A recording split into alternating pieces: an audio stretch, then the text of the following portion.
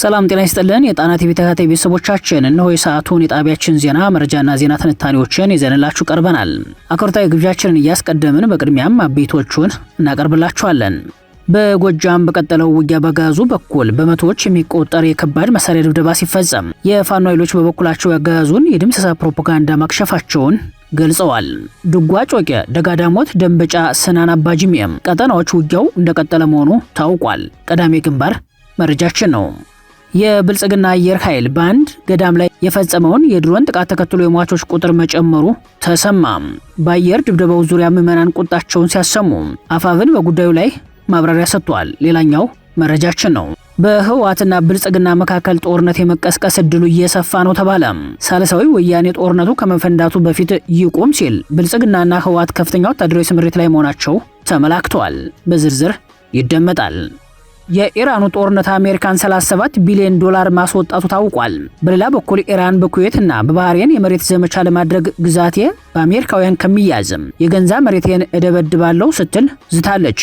ለሰዓቱ የመረጥንላችሁ ዜና ትንታኔያችን ነው።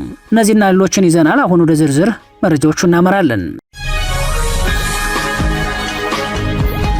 በጎጃም በቀጠለው ውጊያ በአገዛዙ በኩል በመቶዎች የሚቆጠር የከባድ መሳሪያ ድብደባ ሲፈጸም የፋኖ ኃይሎች በበኩላቸው ያገዛዙን የድምሰሳ ፕሮፓጋንዳ ማክሸፋቸውን ገልጸዋል። የብልጽግና ጦር በጎጃም ቀጠናዎች ከሐምሌ 8 ጀምሮ በተከታታይ ቀናት በቀጠለው የማጥቃት ዘመቻ በመቶዎች የሚቆጠሩ የከባድ መሳሪያዎች ድብደባ እንደፈጸመ፣ ሆኖም ግን በእነዚህ ሁሉ ድብደባዎች በንጹሃንና በንብረት ላይ ጉዳት ከማድረስ ውጭ በፋኖ ኃይሎች ላይ ይህ ነው የሚባል ጉዳት እንዳላደረሰ ተገለጸ።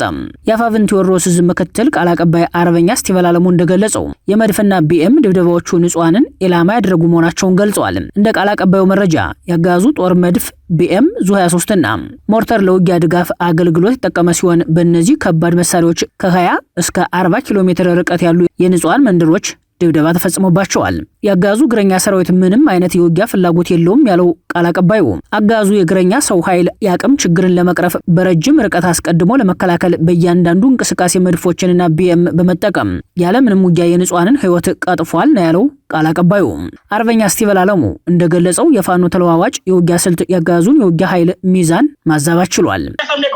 ከሲድኛ ደግሞ ወደ አጠቃላይ ወደ ቤዙ ወደ ደብረ ማርቆስ እየተንቀሳቀሰ ወደ ደጋዳሙ ሲንቀሳቀስ ወደ ፍኖተ ሰላም እየተንቀሳቀሰ ጠላትን እያዛብን ያለበት ሁኔታ ነው ያለው። እሱ ግን ለምሳሌ ደጋዳሞት ላይ ሆነን ከነበረ ከደብረ ጋዳሞት ተነስተን ወደ ፍኖተ ሰላም ስንንቀሳቀስ ደምስሻቸዋለሁ እያለ በዚህ አይነት ስሌት ነው እያወራ ያለው። አንድም የደመሰሰው ኃይል የለም። የታለ መሳሪያው? እንግዲህ ፋኖ እንደምታውቀው ነው። ዲሽቃዎችን ደርድሮ ስታይ ነበር፣ ሞርተሮችን ደርድሮ ስታይ ነበር፣ ብሬኖችን ደርድሮ ስታይ ነበር። ታዲያ እንዲያ ከሆነ የታለ የተማረከው ዲሽቃ? የታለ የተማረከው መሳሪያ? የታለ?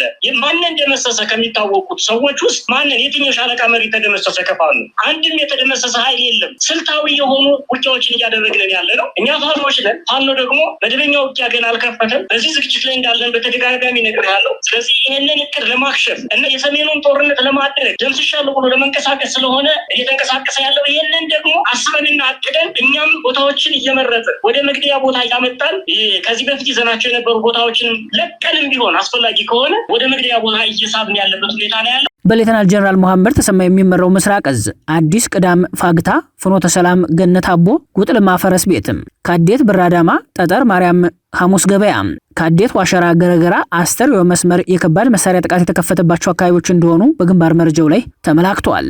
በተመሳሳይ የውጊያ መረጃ በሜጀር ጀነራል ብርሃኑ ጥላሁን የሚመራው 6ኛ ዕዝም ከደንበጫ ባጄኔ ፈረስ ቤት፣ ከደንበጫ ገሊላ፣ ዋዳን፣ ኮረብታ፣ ውሃበር፣ ከደብረ ማርቆስ አማኑኤል፣ ደብረ ቀለም፣ ደጋሰኝ፣ ረቡ ገበያ፣ ከደብረ ማርቆስ ረቡ ገበያ፣ ደብረ ዘይት፣ የትኑራ፣ መርጦ ለማርያም፣ ሞጣ፣ ድጓ ጽዮን፣ ውሃበር፣ ከቁይ ጎዛመን፣ ደባይ፣ ጥላት ገን፣ ደጋማ ክፍል በከባድ መሳሪያ ጥቃት የተከፈተባቸው አካባቢዎች ናቸው።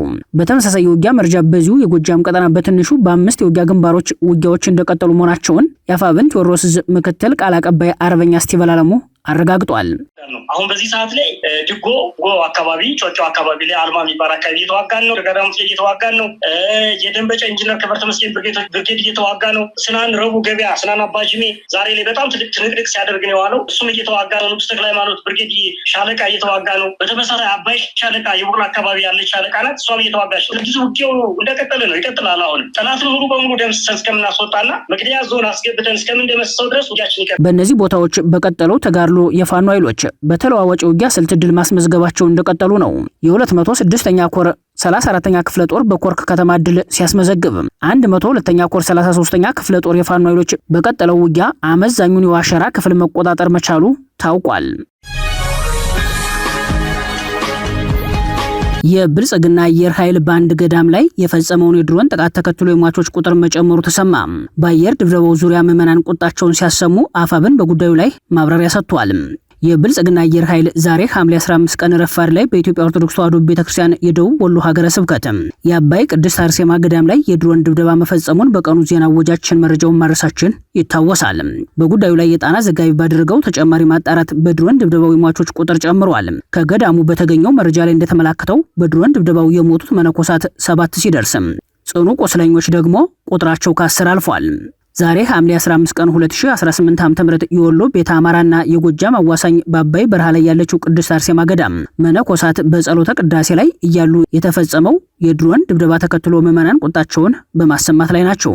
ዓለም በቃኝ ብለው የመነኑ ገዳማውያን ለኢትዮጵያና ለዓለም የሰው ልጆች ሁሉ ሰላም የሚጸልዩ መነኮሳት ላይ የድሮን ሚሳኤል ያዘንበው የብልጽግናው አየር ኃይል ከዚህ ጥቃት ጋር በተያያዘ የሰጠው ምላሽም ሆነ ማብራሪያ የለም።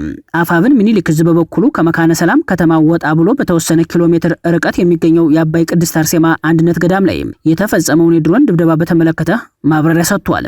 እንደ አፋብን ማብራሪያ የድሮን ጥቃቱ በተፈጸመበት አካባቢ ሰራዊቱ እንዳልነበረ አረጋግጧል። ንቅናቄው የውጊያ ቦታዎችን፣ የሰራዊት እንቅስቃሴና የስምሪት ቦታዎችን ሲመርጥ ከማህበራዊ ተቋማት በተለይም ከቤተ እምነቶች ውጭ በፖለቲካና በወታደራዊ ተቋማት ላይ እንደሚያተኩር በማስታወስ የዛሬው የገዳሙ ጥቃት ያጋዙን የጦር ወንጀል ያረጋገጠ ነው ሲል አክሏል። በዚሁ ጥቃት ከ10 በላይ የገዳሙ መነኮሳት ላይ ከፍተኛ ጉዳት መድረሱን መረጃዎች እንደደረሱት ያመላክተው አፋብን ህይወታቸው ያለፈ መነኮሳት አካላቸው ተቆራርጦ በየቦታው እንደወደቀ የገዳሙ ቅጥር ግቢም በደም ጎርፍ እንደተሞላ መስማቱን ገልጾ የሐዘን መልእክቱን አስተላልፏል። አፋብን በዚሁ ማብራሪያው ላይ የተጎጂዎች ሁኔታ የከፋ መሆኑን በመግለጽ የሟቾች ቁጥር ሊጨምር እንደሚችል ጠቁሟል። አዲስ አበባ ውስጥ ቅዳሴና አዛን እየረበሸን ነው በሚል ለሁለቱ ነባር አብርሃማዊ ሃይማኖቶች ያላቸውን ጥላቻ ሲገልጹ የተሰሙት ያጋዙ ባለስልጣናት በእምነት ተቋማት ላይ የአየር ድብደባ መፈጸሙን ተከትሎ በጉዳዩ ላይ አንድም ባለስልጣንም ሆነ የሚመለከተው አካል የሰጠው ማብራሪያ የለም።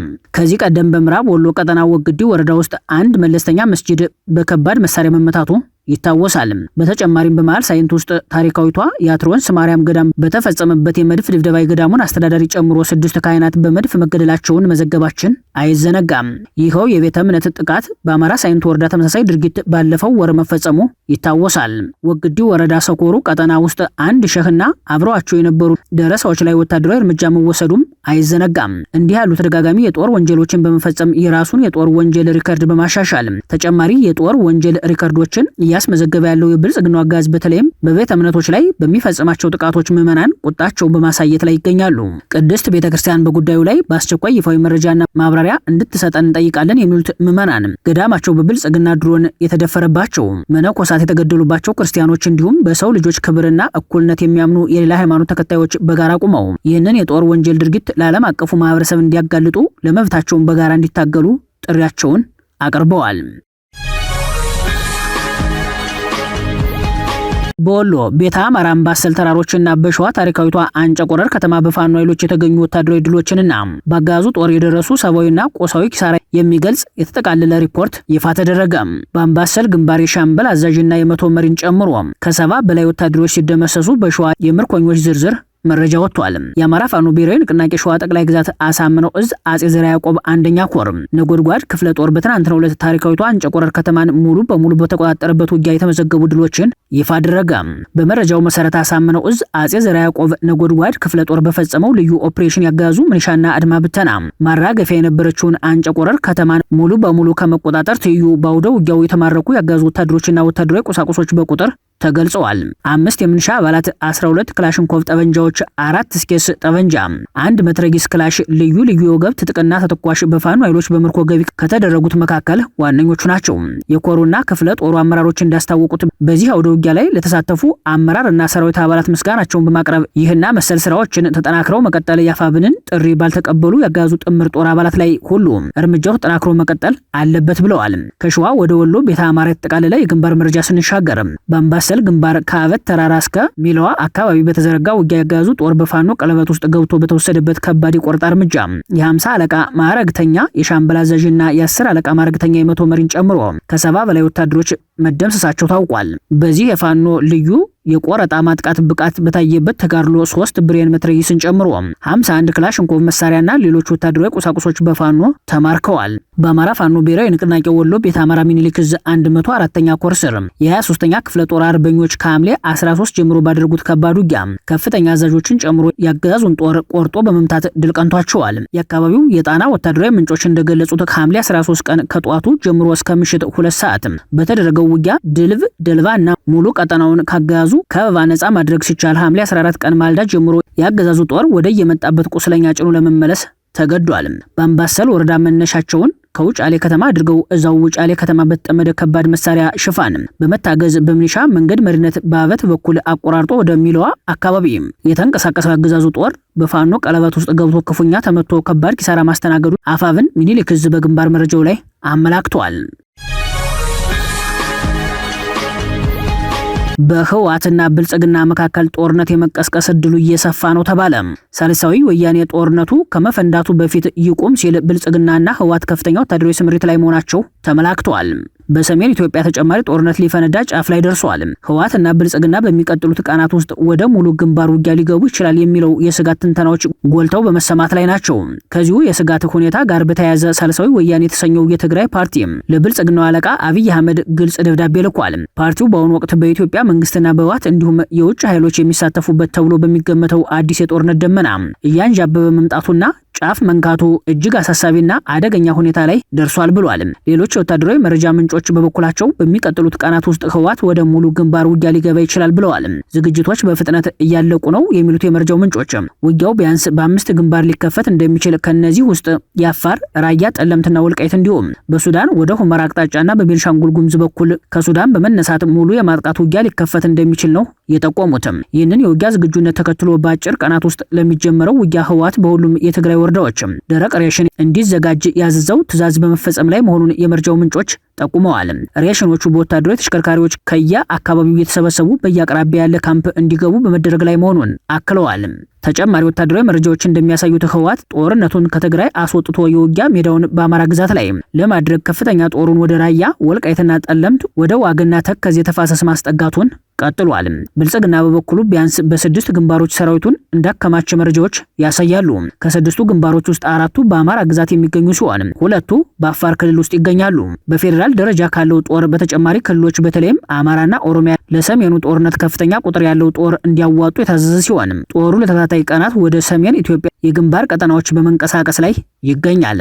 በህወሓት በኩል ያለው ወታደራዊ እንቅስቃሴ የኤርትራ ጦርን ያካተተ መሆኑ ውጊያው በሚቀሰቀስበት ቅጽበት አየር ኃይልን ጨምሮ መጠነ ሰፊ ኃይል የሚሰማራበት እንደሚሆን ጦርነቱም ድንበር ተሻጋሪ መሆኑ አይቀሬ ነው የሚለው እምነት ብዙዎች የሚጋሩት ሆኗል። ኢንተርናሽናል ክራይሲስ ግሩፕን ጨምሮ በርካታ ዓለም አቀፍ ተቋማትና ሚዲያዎች በኢትዮጵያና ኤርትራ መካከል ያለው ወታደራዊ ፍጥጫ በማንኛውም ሰዓትና ሁኔታ ወደ ግጭት ሊያመራ እንደሚችል የስጋት ትንተናቸውን በስፋት ማቅረባቸው ይታወሳል። በአዲስ አበባ፣ አስመራና መቀሌ መካከል የእርስ በርስ አለመተማመን መኖሩን አንዱ ሌላኛውን ለማጥፋት ይሰራል የሚለው ድምዳሜ ዓለም አቀፍ ማህበረሰብ የጋራ ግንዛቤ የያዘበት ጉዳይ ሆኗል። የኢራኑ ጦርነት አሜሪካን 37 ቢሊዮን ዶላር ማስወጣቱ ታወቀ። በሌላ በኩል ኢራን በኩዌትና በባህሬን የመሬት ዘመቻ ለማድረግ ግዛቴ በአሜሪካውያን ከሚያዝ የገንዛ መሬቴን እደበድባለሁ ስትል ዝታለች። አሜሪካ ለ10ኛ ቀን ኢራንን መደብደብ ቀጥላለች። የአሜሪካ ጦር በ10 ቀን ጥቃቱ በርካታ ሚሳኤሎችን ሲጠቀም ኢራንም ያጸፋ ምላሽ ሰጥታለች። ኢራን በትናንትናው ዕለት በኩዌት የሚገኙ አልዳዋሃ በሚሰኝ ስፍራ የአሜሪካ መሳሪያ ማከማቻ ላይ በድሮን ጥቃት ፈጽማለች። ዳግም የቀጠለው የሁለቱ ሀገራት ጦርነት አሜሪካ ከፍተኛ ገንዘብ አስወጥቷታል። ከአሜሪካ የጦር ሚኒስቴር በተሰማ መረጃ አሜሪካ እስካሁን ለኢራን ጦርነት ፔንታጎን 37.5 ቢሊዮን ዶላር ወጪ አድርጋለች። የጦር ሚኒስተሩ ሂት ሄግሴት የአሜሪካ ኮንግረስ ተጨማሪ 87 ቢሊዮን ዶላር ለጦርነቱ እንዲመድብ ጥያቄ አቅርበዋል። ሄግሴት በጀቱ ዘመቻው እንዲቀጥልና መቋረጥ እንዳይኖር ያደርጋል ሲሉ ተሰምተዋል። የጦር ሚኒስተሩ ይህንን ያሉት በሳምንቱ በሴኔት የበጀት ኮሚቴ ፊት ቀርበው ነው። ከባለፈው ሜይ ወር ወዲህ የጦርነቱ ወጪ በ8 ቢሊዮን ዶላር መጨመሩን አስረድተዋል። አመልክተዋል። 87 ቢሊዮን ዶላር የጠየቁ ሲሆን ከዚህ ውስጥ 67 ቢሊዮኑ የኢራኑን ዘመቻ በቀጥታ ለማስቀጠል የሚውል ነው ብለዋል። ሚኒስትሩ ያለ ኮንግረሱ የበጀት ድጋፍ ፔንታጎን የፋይናንስ ችግር ውስጥ ሊገባ እንደሚችል አስጠንቅቀዋል። የጦር አባላት ክፍያ፣ ስልጠና፣ የፈንጅና መሳሪያ ምትክ ማድረግ አንችልም ነው ያሉት። የኮንግረስ ምንጮች ግን የጦርነቱ ዋጋ 37 ቢሊዮን ብቻ አይደለም ሲሉ ገልጸዋል። በመካከለኛው ምስራቅ በኢራን ጥቃት የወደሙ የአሜሪካ ጦር አቅሞችን መልሶ ለመጠገን በብዙ ቢሊዮኖች ያስፈልጋሉ ብለዋል። የጦር ሚኒስቴሪ የኮንግረስ ቆይታ ሰፊ የፖለቲካ ልዩነቶች የታዩበት በተቃውሞና ጸረ ጦርነት ጩኸት ድምጾች የታጀበ ነበር። ዲሞክራቶች የአሜሪካ መካከለኛ ገቢ ያለው ማህበረሰብ በዋጋና ኑሮ ውድነት እየተሰቃየ ባለበት ለፈንጅ ምርትና ግዥ ገደብ የሌለው ገንዘብ መጠየቅ ተቃውመዋል። የጦር ሚኒስቴሩና የትራንስፖርት አስተዳደር አገሪቷን ወደማያልቅ እና የማያዛልቅ የተራዘመ ጦርነት ውስጥ ዘፍቀዋታል ሲሉም በጽኑ ተችተዋል። የጦር ሚኒስተሩ ግን የኮንግረስ አባላቱ እፈሩ ሲሉ የጮሁባቸው ሲሆን የትራምፕ ጥላቻ ያለባችሁ ሲሉ ዘልፈዋል። እያንዳንዱ የሚወጣው ዶላር የአሜሪካ ወታደራዊ አቅም የሚያጠናክር ነው ሲሉም ተሰምተዋል። የአሜሪካ ኮንግረስ እስከ ቀጣይ መስከረም ድረስ ለረፍት የሚበተን መሆኑ ፔንታጎን በጀቱ አሁን እንዲጸድቅለት ትግል እያደረገ ይገኛል። ዲሞክራትና ሪፐብሊካኑ በዚህ ሳይስማሙም ቀርተዋል። ቀደም ሲል አፕሪል ላይ የተፈረመው የሰላም ስምምነት መፍረሱን ተከትሎ የአሜሪካ ጦር ዘመቻውን ለመቀጠል የበጀት እጥረት እንደገጠመው ነው መረጃው ያመላክተው። ጦርነቱ አሁን ላይ ለ11 ቀናት ቀጥሎ እየተካሄደ ይገኛል። ነጩ ቤተ መንግስት ከፔንታጎን የበጀት ጥያቄ በተጨማሪ ለመካከለኛው ምስራቅ ዘመቻዎች የ1.5 ትሪሊዮን ዶላር በጀት ኮንግረሱን በመጠየቅ ላይ ይገኛል። ጦርነቱ ከተጀመረ ከ18 በላይ ወታደሮች መሞታቸውን ፔንታጎን ከሰሞኑ መግለጹ ይታወሳል። ይህ በእንዲህ እንዳለ ኢራን ግዛቴ በአሜሪካውያን ከሚያዝ የገንዛ መሬቴን ይደበድባለሁ ስትል ዝታለች። የአሜሪካ ጦር የኢራንን በሆርሙዝ ወሽመጥ የሚተላለፉ መርከቦችን የማጥቃት አቅም ይበልጥ ለማዳከም ሲል በኢራን ላይ የከፈተው ጥቃት 10ኛ ቀኑን ይዟል። በኢራን በኩል ደግሞ በአሁኑ ሰዓት ከአሜሪካ ጋር ሙሉ ጦርነት ውስጥ መግባቷ እየተገለጸ ነው።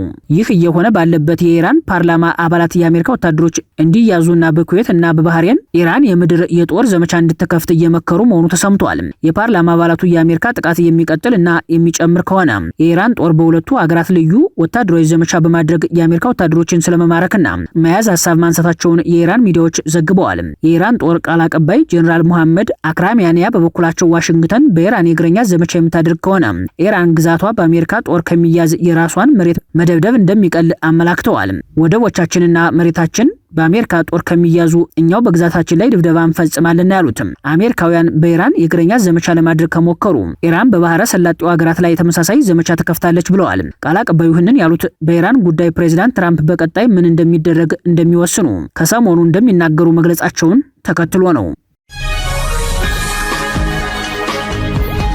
ክቡራትና ክቡራን ቤተሰቦቻችን ለሰዓቱ የሰናዱት መረጃዎቻችን የተከታተላችኋቸውን ይመስሉ ነበር። አብራችሁን ስለቆያችሁ ልባዊ ምስጋናችን ይድረሳችሁ እያልን የጣና ቲቪ ወቅታዊ ዜናዎች፣ ትንታኔዎችና ልዩ ልዩ ፕሮግራሞች እንዲደርሷችሁ ቻናላችን ሰብስክራይብ በማድረግ ቤተሰብ ይሁኑ። በተሳትፎ የትግል ሚዲያውን እንዲያጠናክሩ ጥሪያችንን እናቀርባለን። ጣና ቲቪ ከሀቅ ጋር